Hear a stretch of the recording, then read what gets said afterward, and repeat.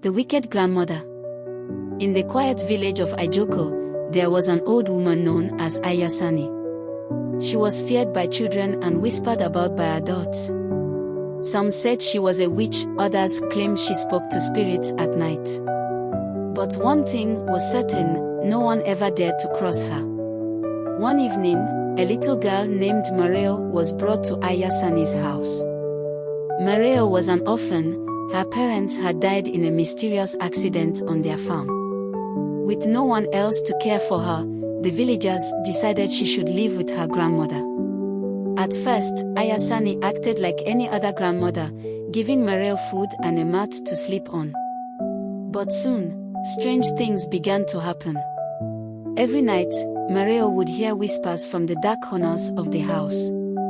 Sometimes, she would wake up to find Ayasani sitting in the middle of the room, murmuring in a language she did not understand.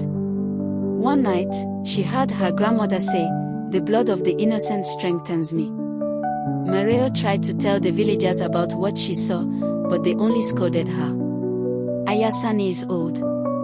She is just talking to herself," they said.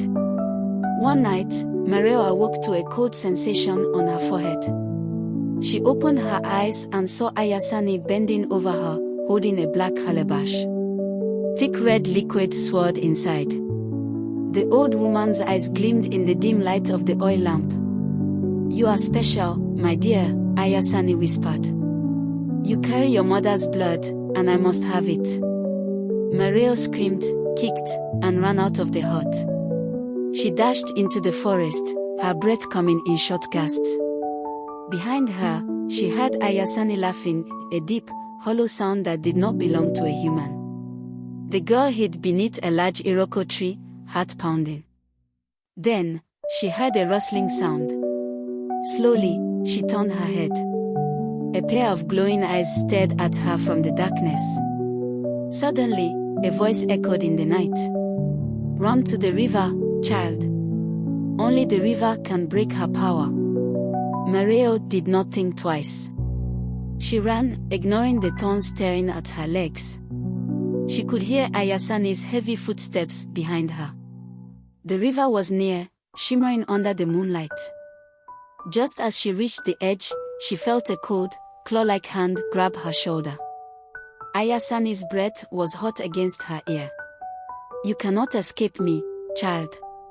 With all her strength, Mareo twisted free and plunged into the river. The moment her body touched the water, she heard a terrible scream. She looked back, her grandmother was writhing, her skin bubbling like hot oil. With one final, ear-splitting wail, Ayasani crumbled into a pile of ash. Mareo was found the next morning, shivering by the riverbank.